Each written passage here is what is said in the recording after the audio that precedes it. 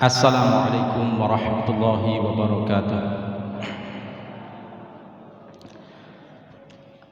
Alhamdulillah wassalatu wassalamu ala rasulillah man la nabiyya ba'dah nabiyyina Muhammad ibn Abdillah wa ala alihi wa sahbihi wa mawalah wa la hawla wa la quwwata illa billah amma ba'd. Qala Allah ta'ala fi kitabihil karim a'udzu billahi minasy syaithanir rajim. Ya ayyuhalladzina amanu taqullaha haqqa tuqatih wa la tamutunna illa wa antum muslimun. Fa'usi nafsi wa iyyakum bitaqwallah faqad fazal muttaqun. Hadirin ma'asyiral muslimin, para rawuh Bapak Ibu sedherek-sedaya rahimakumullah. Segala puji hanyalah milik Allah Subhanahu wa taala. Oleh karena itu mari kita senantiasa berupaya untuk bersyukur pada Allah atas segala kenikmatan yang Allah taala berikan kepada kita, wabil khusus nikmat hidayah. Hati kita diberikan petunjuk oleh Allah sehingga dengan mudah kita bisa mendatangi kajian di malam hari ini, dan dilengkapi pula dengan nikmat sehat, tubuh kita kuat untuk bisa hadir di majelis ini. Itulah yang menjadi landasan kita untuk hadir di majelis ini dengan niat ikhlas syukur kepada Allah. Semoga apa yang kita kerjakan menjadi amal salih yang diterima oleh Allah Ta'ala. Salat dan salam semoga senantiasa terlimpah kepada junjungan kita baginda agung Nabi Muhammad sallallahu alaihi wasallam. Semoga terlimpah pula kepada keluarga beliau, sahabat beliau, dan juga kepada kita semua seluruh umat beliau ila yaumil qiyamah. Hadirin ma'asyiral muslimin rahimakumullah. Kajian kita mulai malam hari ini sebagaimana yang diamanatkan oleh takmir bagian kajian ini akan mengkaji bukan bunga rampai, bukan tematik. Kalau sebelumnya kan mengkaji kitab atau buku dari pimpinan pusat pedoman hidup Islami. Ini kita akan menggunakan kitab kuning sebab kitabnya kertasnya warnanya kuning. Juga biasa dikaji di pondok pesantren, yaitu kitab Bulughul Maram. Nama lengkapnya adalah Bulughul Maram min Adillatil Ahkam. Bulughul Maram maknanya mencapai apa yang menjadi cita-cita. Bulugh mencapai, Al-Maram sesuatu yang dituju, sing dikarepake. Jadi mencapai apa yang menjadi harapan kita. Min Adillatil Ahkam, karena isinya itu berupa hadis Nabi yang terkait dengan hukum tentang bagaimana kita bersuci, beribadah, sholat, dan seterusnya sampai pada masalah hudud dan jinayah, had-had atau hukum terkait dengan pelanggaran di dalam aturan syariat. Maka kemudian dilengkapi dengan min adillatil ahkam, mencapai tujuan berupa dalil-dalil yang menjadi hukum, jadi dalil yang berasal dari hadis Nabi Sallallahu Alaihi Wasallam. Pengarang kitab ini sering dikenal dengan nama singkat Ibnu Hajar Al Asqalani. Nek dimaknani Ibnu Hajar ki anake watu, tapi bukan anake watu temenan, beliau manusia, beliau orang. Ibnu Hajar Al Asqalani. Ibnu Hajar, Hajar itu sebenarnya nama mbah buyutnya. Nama aslinya dari Ibnu Hajar ini adalah Ahmad, putra dari Bapak Ali, putra dari Bapak Muhammad, dan Muhammad ini putra dari Bapak Hajar. Berarti Bapak Ali Ahmad ini namanya Ali, simbahnya namanya Muhammad, dan buyutnya namanya Hajar. Maka untuk lebih memudahkan, beliau lebih sering dinisbatkan kepada nama buyutnya Ibnu Hajar. Padahal yo bapakane arane Ali, nek disebut oporone kudune Ibnu Ali, anake Pak Ali. Tapi beliau sekali lagi lebih dikenal dengan nama Ibnu Hajar nisbat kepada buyut beliau. Al Asqalani ini orang Arab sering di akhir nama menggunakan nisbat daerah, baik kelahiran maupun tempat di mana hidup menetap Misal Al-Asqalani ini karena beliau lahir di Mesir namun kemudian pernah menetap di Askelon. Askelon itu Asqalan bahasa Arabnya, sekarang masuk wilayah jajahan Israel. Mestinya masuk daerah Palestina, tapi sekarang masuk wilayah jajahan Israel yang dikuasai oleh Israel. Sebutan Israel Askelon, bahasa Arabi Asqalan. Ma'asyiral muslimin rahimakumullah. Beliau lahir di tanggal 12 bulan Sya'ban tahun 773 Hijriah. Jadi hampir 700-an tahun yang lalu beliau hidup. Tumbuh di daerah Askelon tadi, dan ketika masih kecil ibunya meninggal terlebih dahulu, disusul kemudian ayahnya. Jadi termasuk beliau ini anak yatim piatu. Meskipun ditinggal tidak memiliki bunda dan bapak, beliau ini semangat mencari ilmu sejak kecil. Mulai usia 5 tahun nek cara mriki niku mlebet TK niki nggih mlebet sekolah dan mriku naminipun kutab. Masuk ke lembaga pendidikan yang namanya kutab. Hafal Al-Qur'an di usia 9 tahun. Berarti kira-kira sekolah 4 tahun pun hafal Al-Qur'an. Ma'asyiral muslimin rahimakumullah. Beliau ulama besar. Selain memiliki guru banyak, juga memiliki murid yang juga banyak. Beliau tidak hanya tinggal hidup mencari ilmu di daerah Askelon tadi. Beliau merantau ke berbagai daerah untuk mencari ilmu. Ini kebiasaan orang-orang alim di masa dulu. Ora cukup merguru ning daerah dhewe, ning juga keluar ke daerah yang lain. Misal beliau pun menempuh perjalanan ke negeri Mekah dan Madinah, ke tanah dua tempat suci untuk mencari ilmu.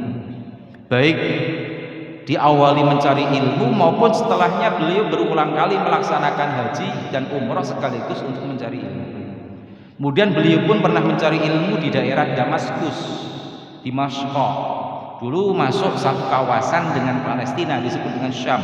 Sekarang Damaskus ini masuk negeri Syria atau Suriah. Beliau juga mencari ilmu di kawasan dekat dengan Baitul Maqdis, dekat dengan Askelon tadi, Asqalan. Beliau pun pernah pergi ke Yaman dalam rangka juga untuk mencari ilmu. Hadirin ma'asyiral muslimin rahimakumullah. Kemudian di antara karya dari Imam Ibnu Hajar Al-Asqalani, beliau selain menyusun kitab Bulughul Maram, banyak kitab lain sampai jumlahnya ada yang mengatakan ratusan. Namun yang terkenal di antaranya adalah Fathul Bari. Fathul Bari itu syarah dari kitab Sahih Bukhari. Itu kitab Sahih Bukhari sini hadis niku dijelaske maknane dening Imam Ibnu Hajar niki. Mangke ugi wonten kitab naminipun Tahdzibut Tahdzib. Biasanya nek pelajaran ilmu mustalah hadis ini diantara kitab yang digunakan sebagai rujukan juga Tahdzibut Tahdzib. Apa isi kitab Tahdzibut Tahdzib? Ini biografi para perawi, nama-nama orang yang sering disebutkan di dalam periwayatan hadis, di dalam sanad. Misal Imam Bukhari mendapat hadis dari gurunya namanya siapa, mendapat lagi dari gurunya di atasnya namanya siapa. Lah nama-nama perawi itu bisa dilacak biografinya, di antaranya di dalam kitab Tahdzibut Tahdzib ini. Kemudian yang ketiga, juga beliau memiliki kitab namanya Al-Isabah fi Tamyizis Sahabah. Isi kitab ini berbicara tentang biografi sahabat secara khusus. Kalau Tahdzib Tahdzib secara umum nama-nama perawi yang digunakan oleh para imam ahli hadis. Kalau Isabah ini berbicara tentang biografi sahabat, karena beliau konsentrasinya di ilmu hadis. Ketika membicarakan tentang sejarah hidup sahabat, ya yang banyak diulas juga berkaitan dengan ilmu hadis. Misal sahabat A itu murid-muridnya siapa saja, tersebar di daerah mana saja. Sahabat B demikian pula seterusnya. Ma'asyiral muslimin rahimakumullah.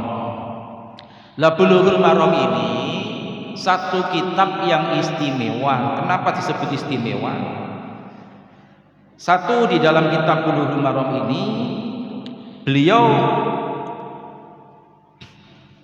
mengumpulkan hadis-hadis yang itu dianggap sangat penting terkait dengan petunjuk hukum di dalam kita beribadah dan juga bermuamalah, mulai dari bersuci, sholat, ya, bersuci di dalamnya ya menghilangkan najis, wudhu, tayamum, mandi dan seterusnya. Kemudian di dalam kitab Bulughul Maram yang isinya hadis ini, beliau menjelaskan di akhir hadis itu siapa yang meriwayatkan dan juga status hadisnya apakah sahih, hasan atau dhaif. Beliau jelaskan sehingga orang yang membaca tidak bertanya-tanya iki hadisnya derajatnya sahih apa ora. Ma'asyiral muslimin rahimakumullah. Lah ini diantara keistimewaan kitab Bulughul Maram, memuat hadis-hadis hukum, dijelaskan status hadis di akhirnya dan siapa periwayatnya, dan juga tidak menisbatkan kepada satu madhab tertentu, sehingga kitab ini dikaji di kalangan madhab Syafi'iyah ya luas, yang mengkaji ulama madhab Hambali ya luas, demikian pula madhab yang lainnya balik Maliki maupun Hanafi.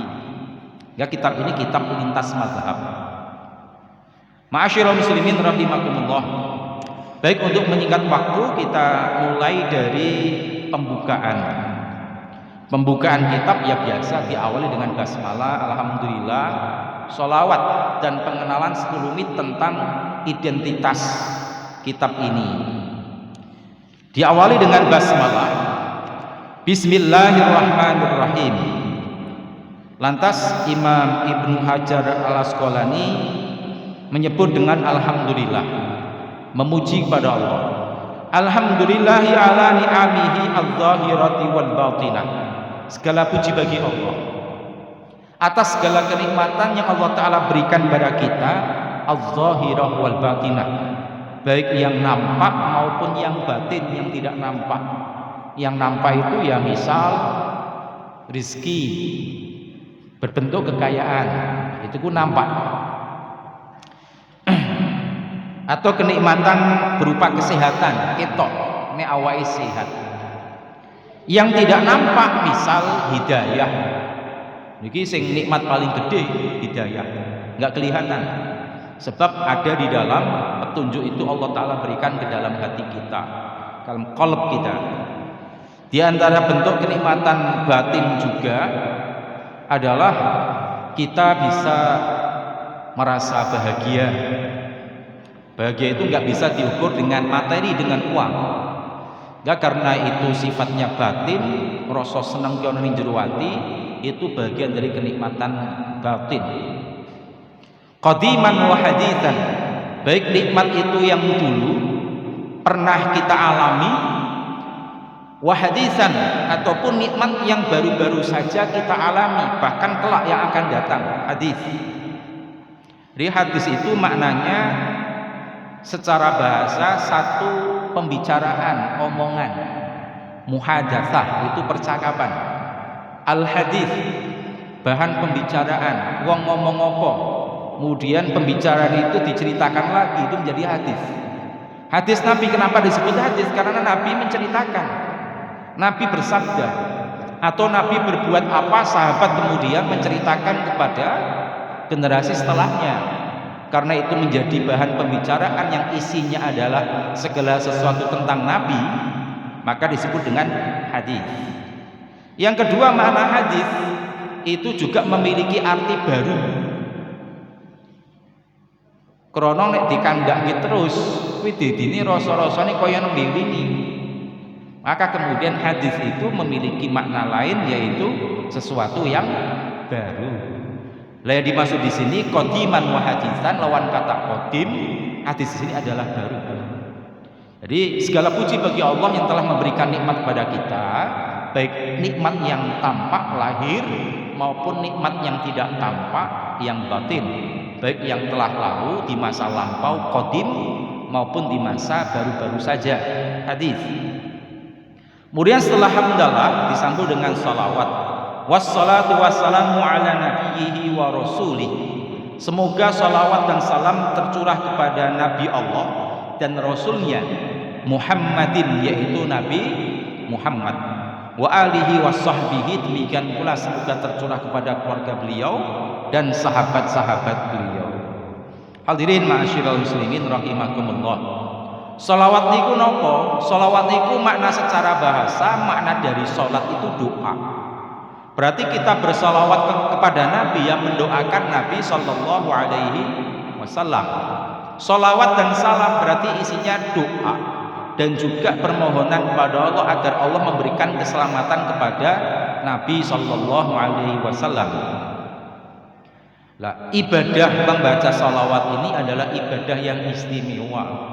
Kenapa dikatakan istimewa? Karena ketika Allah memerintahkan kita bersalawat kepada Nabi, Allah mencontohkan dulu bahwa sebelum Allah perintah kepada kita, Allah terlebih dahulu bersalawat kepada Nabi. Demikian pula para malaikat Allah.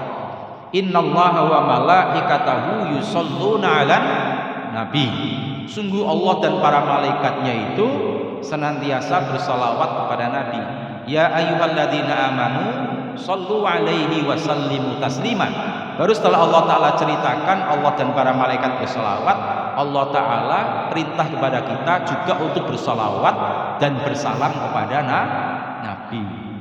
Beda karo perintah poso, beda karo perintah sholat, karo zakat. Allah tidak melakukan terlebih dahulu, masa Allah Ta'ala sholat, masa Allah puasa. Maka dikatakan istimewa perintah kita bersalawat kepada Nabi karena Allah mencontohkan terlebih dahulu. Lah maknanya salawat kepada Nabi yang secara umum maknanya doa itu apa?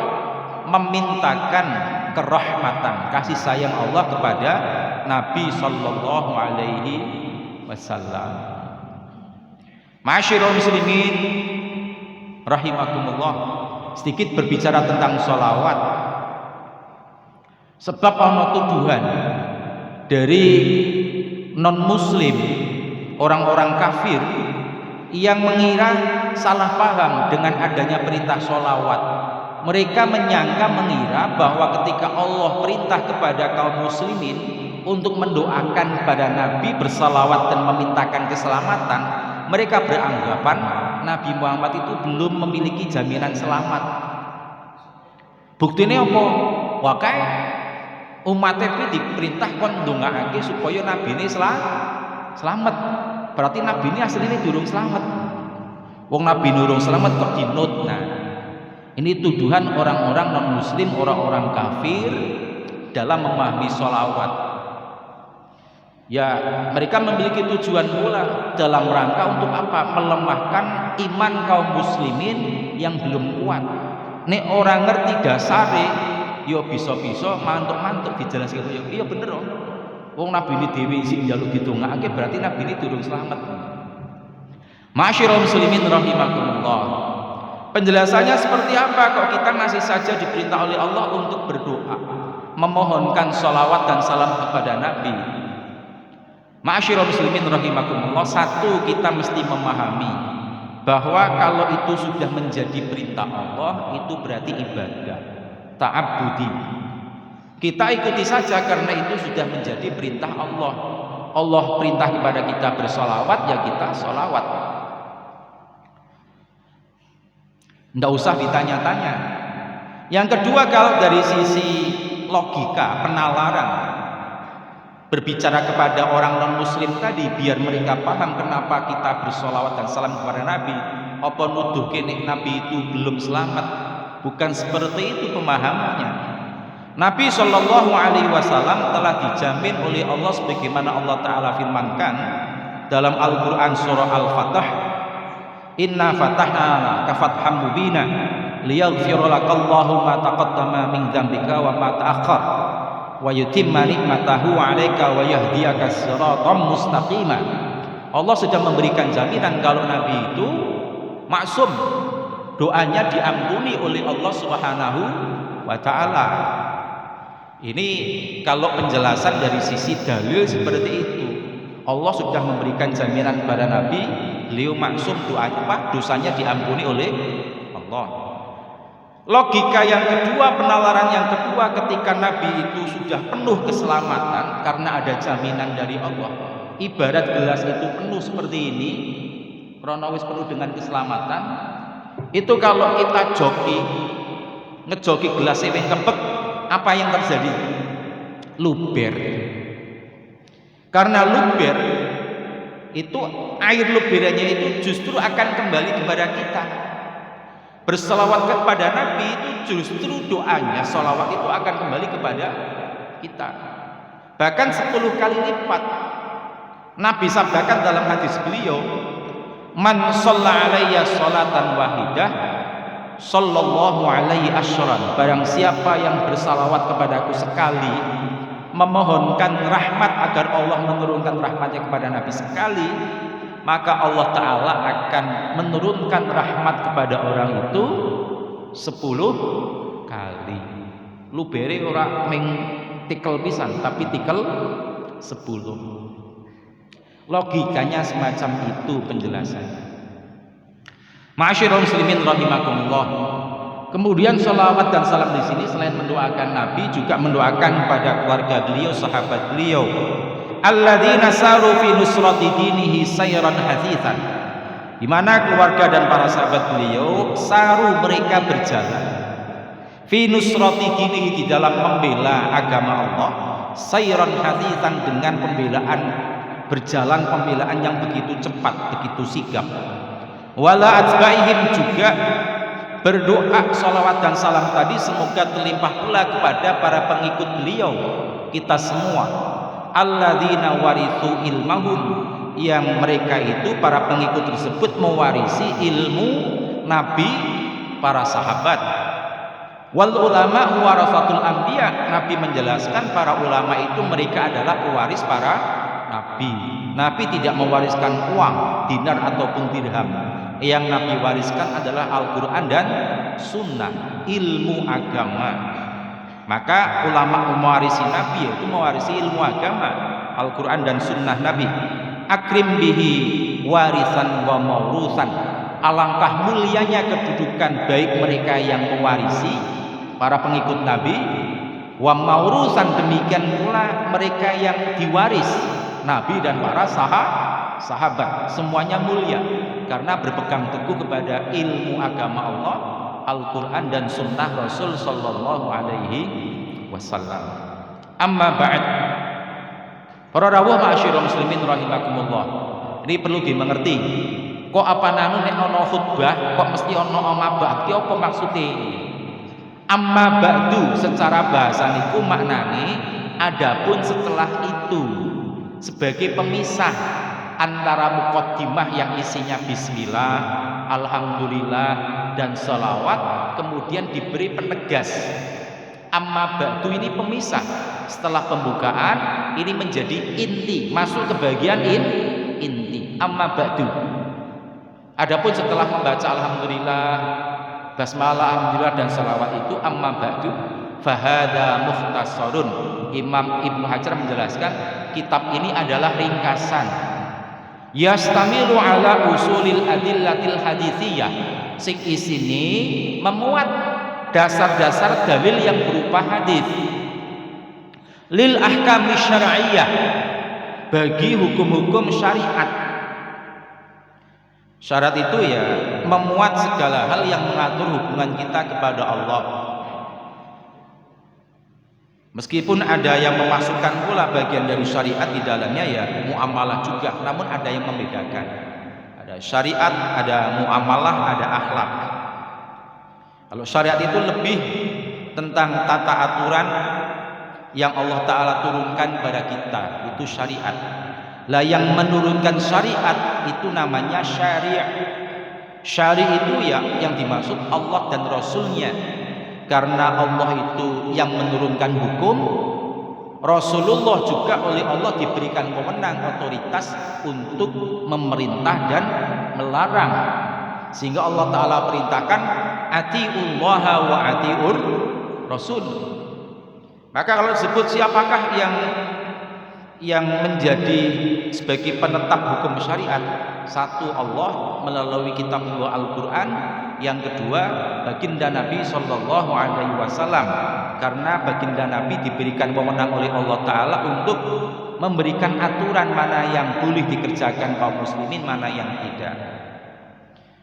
Harartuhu tahriran balighan, ini penjelasan dari Imam Ibnu Hajar bahwa kitab ini sudah saya teliti tahriran balighan, dengan penelitian kecermatan yang sangat tinggi. Liyasira man yahfazuhu baina qranihi nabighan, tujuane ben napa nek wong sing maca kitab iki ben wong sing bisa ngapalake kitab hadis-hadis iki di antara teman-temannya yang lain itu nabighan, nabi menjadi orang yang unggul, lebih tinggi daripada yang lain. Wong nek sing gelem ngapalake kitab Bulughul Maram, apalagi hadis akan dianggap sebagai orang yang memiliki ilmu lebih tinggi dibanding yang lainnya. Wa yasta'inu bihi at-talibul mubtadi, dan juga sebagai sarana wasilah belajar orang yang baru belajar agama. Wong sing nembe-nembe Pak Sena agama nek maca iki ya butuh. Wala yastahri anhu raghibul muntahi, demikian pula orang wis tutup mentok ilmune wis dhuwur juga tidak merasa acuh terhadap kitab ini, artinya tetap nek maca kitab iki ya bakal ngrasakake butuh juga. Sehingga tujuan Imam Ibnu Hajar menyusun kitab ini sasarannya baik mereka yang baru mulai mau belajar ataupun yang sudah belajar lama ilmu agama akan tetap saja merasa butuh untuk membaca kitab ini. Ini hebatnya kitab Bulughul Maram. Ma'asyiral muslimin rahimakumullah. Wa qad bayantu akiba kulli haditsin, dan aku kata Imam Ibnu Hajar benar-benar telah menjelaskan di akhir setiap hadis man akhrajahu, orang siapa yang meriwayatkannya, minal a'immah, dari para imam hadis, li iradati nusil ummah, dengan tujuan maksud agar memberikan manfaat nasihat kepada umat. Ben ngerti hadis iki riwayate sapa, sahih apa ora. Jadi Imam Ibnu Hajar melengkapi dengan perawinya dan status hadisnya. Maka beliau membuat istilah khusus dalam kitab Bulughul Maram. Nek ono keterangan diriwayatkan oleh imam yang 7, nganggo kode diriwayatkan oleh imam yang 7, yang dimaksud oleh Imam Ibnu Hajar 7 itu adalah sing paling sepuh Imam Ahmad, terus Imam Bukhari, Imam Muslim, terus Imam Abi Dawud, Imam Ibnu Majah, At-Tirmidzi, An-Nasa'i. Ini 7 imam hadis. Biasanya yang disebut 6, kutubus sittah itu 6 itu selain Imam Ahmad. Imam Bukhari Muslim kitabnya namanya Sahih Bukhari, Sahih Muslim. Kalau Imam Abi Dawud, At-Tirmidzi, Ibnu Majah, An-Nasa'i, nama kitabnya Sunan. Sunan Abi Dawud, Sunan At-Tirmidzi, Sunan Ibnu Majah, Sunan An-Nasa'i. Itu nama kitabnya Sunan. Maka ke-6 kitab ini yang sering menjadi rujukan utama disebut dengan kutubus sittah, 6 kitab hadis rujukan utama. Lah ditambah dengan istilah 7 imam, berarti Imam Ahmad. Imam Ahmad bin Hambal itu memiliki kitab hadis namanya Musnad Imam Ahmad. Hadirin ma'asyiral muslimin rahimakumullah. Namun sebenarnya tidak terbatas terhadap 7 kitab itu. Beliau pun kadang mengambil dari sumber yang lain.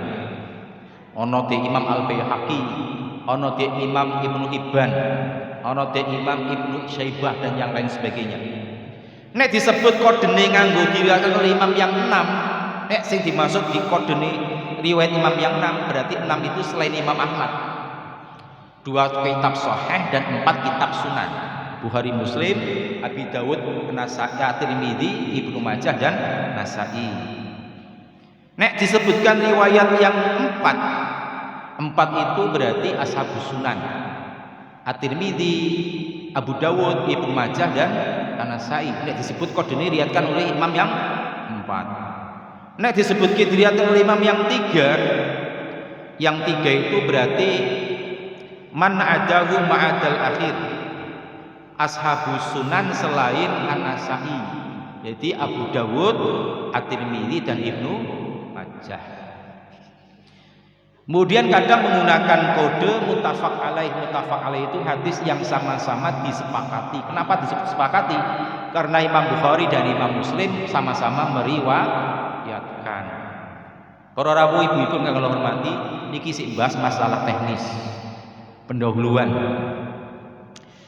Nah, nanti validitas atau kesahihan sumber hukum di dalam syariat Islam yang paling tinggi, paling valid, paling sahih tentu adalah Al-Qur'anul Karim.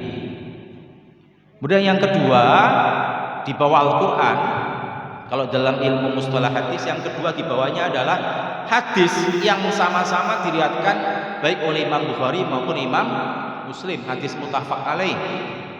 Bawahnya lagi yang ketiga adalah marwahul Bukhari atau man farada bihil Bukhari, hadis yang hanya diriwayatkan oleh Imam Al-Bukhari. Bawahnya lagi man farada bihi Muslimun, hadis yang hanya diriwayatkan oleh Imam Muslim. Yang bawahnya lagi ala syartis sahihaini, menurut kriteria sahih yang digunakan dalam Imam Bukhari dan Imam Muslim. Yang bawahnya ala syartil Bukhari, yang bawahnya ala syarti Muslim.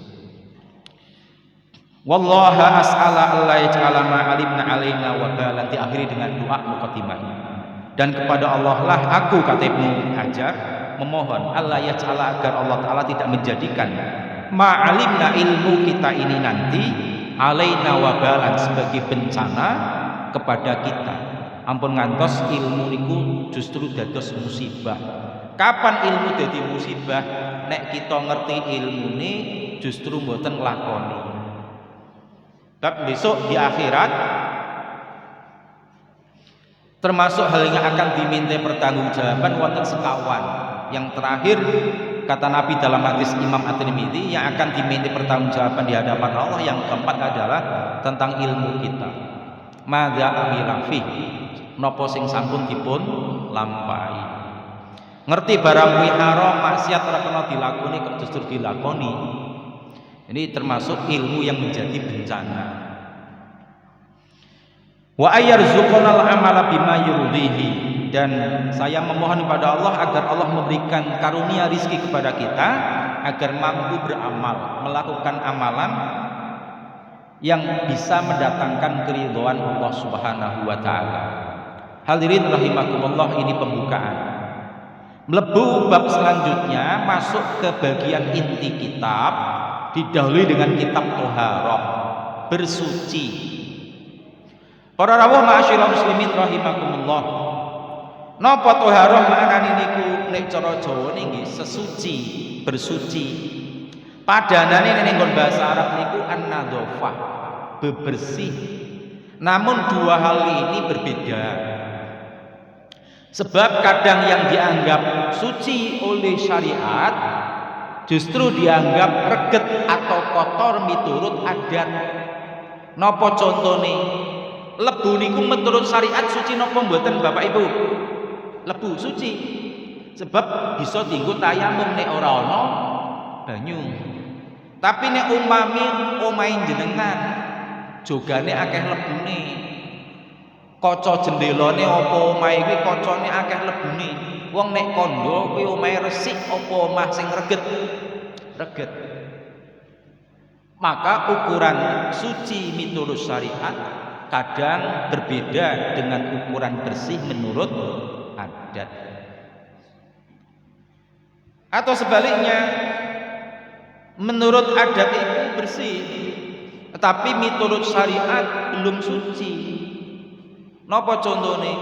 Wong ora ngerti niki, bagi orang yang memiliki pendapat jilatan anjing niku najis mughalladhah, nggih. Kudune ngilangini nek miturut salah setunggal hadis Nabi 7 kali basuhan salah satunya bercampur dengan debu. Umpami wong kuwi ngumbahe nganggo deterjen mambune wangi, ya minyak wangi, kono mambune wangi. Kuwi resik ora jarene wong? Resik. Tapi najise wis ilang apa durung? Belum, maka belum suci. Dan iki kali-kali kedah dipun jaga, ya kudu suci miturut syariat, resik miturut adat. Zaman biyen wong ning pondokan iki terutama yo zaman biyen ana ning pondokan kok masjid zaman biyen niku anggone kolah. Kula sik menangi. Niku anggone kolah wudu kemu yo banyune bali ning kolah meneh. Mbasuh wajah yo banyune bali ning kolah. Bahkan kadang ngumbah sikil nalikane wudu sikile diangkat leboke kolah. Niku nek miturut syariat bener banyu banyak, air banyak lebih dari 2 kolah selama tidak berubah warna, rasa dan baunya tidak berubah, tetap hukumnya suci mensucikan. Itu miturut syariat hukumnya suci. Tapi nek jari dokter kuwi sehat apa mboten? Jarine ya ora sehat, ngempro. Maka di sini harus seiring sejalan. Kedah suci miturut syariat, yo kita jaga ugi. Kedah resik miturut adat, miturut ilmu kesehatan harus higienis. Maka sekarang banyak diganti dengan air kran. Itu sebab sejalan suci nggih, bersihe higienise nggih. Para rawuh ma'asyiral muslimin rahimakumullah. La tohara ini bersuci dari hal-hal yang oleh syariat dianggap kotor, yang oleh syariat dianggap kotor, itu tohara. Baik yang dianggap kotor itu berupa kotoran yang bisa terlihat, hissi bahasa Arabnya, bisa dianggu, bisa didelok, bisa dimek, itu materi, kotorannya berupa materi. Atau kotorannya berupa maknawi. Maknawi itu enggak terlihat, abstrak. Kotorannya spiritual. Napa contohnya? 2 hal ini. Sesuatu yang terlihat, kotoran yang terlihat itu siji contohnya najis. Najis niku ketok napa mboten? Lumrahe ketok, mbuh niku pipis, mbuh itu darah, cairan, ataupun berupa kotoran manusia, itu najis ketok. Maka itu termasuk jenis kotoran hissi, kotoran yang materi, bisa terlihat, tercium, bisa diraba, disentuh. Lah yang kedua, kita pun harus mensucikan diri dari kotoran yang berupa maknawi, kotoran yang enggak terlihat, spiritual. Apa itu? Yang ada di dalam hati kita, kotoran batin. Kalau terkait dengan akidah, kotoran batin berarti perbuatan syirik. Ketika beribadah isi kelebonan pamer, riya, itu berarti kotoran-kotoran yang sifatnya maknawi. Itu harus kita bersihkan terlebih dahulu, biar tidak percuma ibadah kita, tidak sia-sia. Bab wong ibadahe mempeng kaya ngapa nek sik gelem gawe sajen nyembelih ditujukan kanggo sing mbau reksa ngendi. Lah itu namanya orang itu berbuat syirik. Orang berbuat syirik semacam itu meyakini ada penguasa selain daripada Allah, ya hancur lebur amal ibadahnya, percuma sia-sia. Maka kotoran batin syirik ini, kotoran akidah berupa syirik ini juga harus dibersihkan. Caranya dengan apa? Akidahnya diperkuat. Maka untuk membersihkan ini kotoran batin dalam hal akidah, pelajari ilmu akidah. Demikian pula kotoran batin berupa riya, nek ibadah durung bisa ikhlas. Salat napa sedekah sik pingin dilem wong liya. Maka ini bisa mengotori hati kita, menjadikan amal ibadah kita tidak diterima oleh Allah, sia-sia. Maka kotoran batin ini pun harus dibersihkan. Dengan apa? Kalau masalah akidah tadi dengan ilmu akidah, kalau terkait dengan perilaku hati, isi gelem riya, isi gelem hasad, iri dengki nek nyawang wong liya oleh nikmat, itu cara menghilangkannya harus belajar ilmu akhlak. Jadi ilmu akidah gunane ngresiki ati dari perbuatan syirik. Kalau ilmu akhlak membersihkan perilaku dan hati kita dari hal-hal yang kotor terkait dengan akhlak. Ma'asyiral muslimin rahimakumullah. Lah yang akan kita kaji Toharoh bersuci berkaitan dengan objek, hal-hal yang harus disucikan yang bisa terlihat, material, objeknya material, bisa didelok, disawang, diambu, diraba, disentuh. Apa wujudnya? Siji bisa berupa najis, maka nanti babnya adalah menghilangkan najis. Yang kedua berupa hadas, hadas kecil ataupun hadas besar. Pak lah hadas surah ketok sih pak. Wong bar wudu pak ring masjid mangkat sholat ning tengah dalan ngentut. Ora ketok pak, kok mlebune ning nggon kategori kotoran material. Padahal hadasnya ora ketok. Orang habis berhubungan intim suami istri memiliki hadas besar, hadasnya juga nggak kelihatan. Jadi hadas itu keadaan diri kita yang oleh syariat dianggap kotor, mesti juga disucikan. Cara mensucikannya dengan ilmu fikih yang kita meskipun nggak kelihatan hadas itu, mensucikannya dengan cara perbuatan fisik. Nek duweni hadas cilik cara nang bersih ini nganggo wudu, itu perbuatan lahir, perbuatan anggota tubuh. Nek duwe hadas gede cara bersih ini nyuci ini dengan cara mandi, maka kategorinya termasuk kotoran materi, meskipun hadas itu kotorannya nggak terlihat. Beda karo mau ngresiki dari perilaku syirik, ora bisa didusi sik utuh, maka membersihkannya secara batin, dijauhkan hati kita dari keyakinan-keyakinan syirik. Demikian pula membersihkan hati kita dari akhlak tercela, seneng riya, duweni sikap hasad, takabur, sombong. Itu nggak bisa terus dibersihkan dengan fisik, diusapi dodone nganggo banyu, apa ditepuk-tepuk ben ilang cidui kaya ngene, ndak bisa. Upayanya harus upaya batiniah. Maka sekali lagi hadas meskipun kotorannya nggak terlihat, terkait dengan kondisi keadaan tubuh yang oleh syariat dianggap kotor, namun karena cara mensucikan hadas itu dengan perbuatan anggota tubuh, itu termasuk kategori kotoran lahiriah. Hadirin ma'asyiral muslimin rahimakumullah. Kenapa ini penting membahas bab toharoh? Karena toharoh sebagai syarat sah agar amal ibadah kita diterima oleh Allah. Toharoh batin jelas mau wong nek sing syirik ibadahnya sia-sia. Riya pamer niati waras karo Allah, yo terhalang amal ibadah itu tidak akan sampai kepada Allah.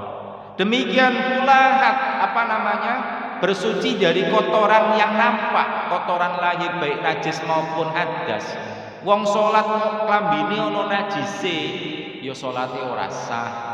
Wong pak salat kok urung duweni wudu, duweni hadas cilik, ya wudune ora sah. Nabi sabdakan la yaqbalullahu sholata ahadikum bi ghairi tahurin. Allah tidak akan menerima salat salah seorang di antara kalian tanpa keadaan suci. Maka syarat sah salat itu harus suci. Baik suci baju kita, pakaian kita, tempat salat kita maupun badan kita. Dari apa? Dari najis. Demikian pula suci kondisi tubuh kita dari apa? Dari hadas. Ini pentingnya kita mempelajari toharoh. Maka Nabi sabdakan at-tahuru syatrul iman. Bersuci itu separuh dari iman. Apa maknane? Ana sing maknani iman kuwi sing dimaksud salat. Berarti bersuci itu separuh dari salat. Bab nek wong pak salat kudu suci dhisik. Nek wis suci tinggal nglakoni salate. Berarti bersuci itu separuh pertama dari salat.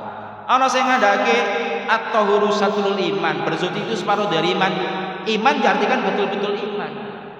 Sebab iman itu selain mengimani keberadaan Allah, mengesahkan Allah, juga harus membersihkan selain daripada Allah. Bersih dari syirik, bersih pula dari riya. Maka membersihkan itu separuh. Separuh yang lainnya menjaga tauhid, mengisahkan Allah, dan ketika beramal salih menjaga keikhlasan hanya kepada Allah Subhanahu wa taala. Hadirin ma'asyiral muslimin rahimakumullah. Ini karena alat yang digunakan untuk bersuci secara pokok itu ada dua. Yang pertama adalah air, dan jika tidak ada air berhalangan ataupun air itu susah untuk ditemukan, longko banyu utawa berhalangan, misal orang itu sakit nek nggunakake banyu nggo gawe adus apa nggo wudu tambah parah lorone utawa marini tambah suwi, ataupun jika menggunakan air itu mengandung bahaya, mengandung madharat, misal ana banyu tapi banyune nek pak njukuk banyu kudu nglewati alas, alase akeh kewan buas bisa dipangan, itu termasuk kategori udzur yang membolehkan kita menggunakan pengganti air, yaitu debu. Maka yang dibahas pertama kali hadis-hadis yang membicarakan tentang air.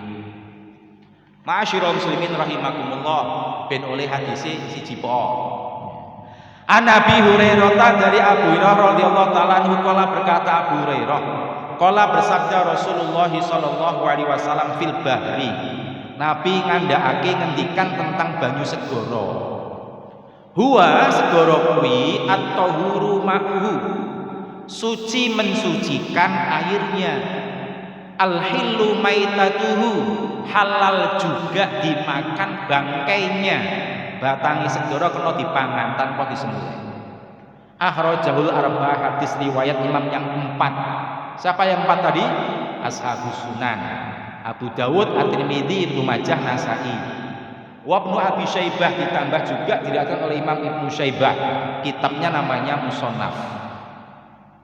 Wallahu lahu, redaksi hadis ini menggunakan miliknya Imam Ibnu Syaibah, Abi Syaibah. Wasahahu Ibnu Huzaimah wa Tirmidzi, dinilai sahih hadis ini oleh Imam Ibnu Huzaimah dan Tirmidzi karena sahih bisa dijadikan dalil hujjah. Wa rawahu Malikun wa Syafi'i wa Ahmadu. Hadis ini juga diriwayatkan oleh Imam Malik, nama kitabnya Muwatta. Juga diriwayatkan oleh Imam Syafi'i, nama kitab hadis Imam Syafi'i Wa Ahmadu, juga diriwayatkan oleh Imam Ahmad, nama kitabnya Musnad. Hadirin rahimakumullah, hadis ini membicarakan tentang status air laut. Kisah yang panjang ini pokoknya saja dijukuk inti nih. Nek sing dawa nih, sahabat cerita inna kunna narkabul bahra wa ma'ana al-qalil minal ma'. Kita, kata sahabat matur karo Nabi, tau numpak perahu, nggawa banyu bekale ming sithik. Nek dienggo wudu Nabi bakal ngelak engko, bisa mati. Apakah kita boleh berwudu menggunakan air laut? Nabi menjawab, huwa at-tahuru ma'u, segara kuwi banyune suci mensucikan. At-tahur, at-tahur itu suci mensucikan. Banyu ana sing suci tapi ora bisa nggawe bersuci. Suci pada dirinya sendiri tapi tidak bisa digunakan untuk bersuci. Napa contone? Nah, banyu teh. Banyu teh niku suci napa mboten? Suci, buktine tak umbi. Nek ora suci ra kena diombe, najis. Ora kena mlebu masjid bareng. Tapi kena nggo wudu napa mboten? Mboten kenging. Ini contoh air suci tetapi tidak mensucikan. Lah banyu segara Nabi ngendikake suci dan juga mensucikan, artinya bisa digunakan untuk berwudu. Dan Nabi nambahi keterangan nih, tidak sebatas apa yang ditanyakan, karena ning laut kuwi cok kentekan bekal, nggawa beras dik omah cok entek ning tengah laut. Maka Nabi menjelaskan tambahan, al-hilu maitatuhu, juga halal bangkai binatang laut. Pemahamannya dudu bangkai laut lho iki, tapi bangkai binatang laut. Kok nek bangkai laut dipahami oh ana ayam mati cemplung ke laut jadi halal, mboten.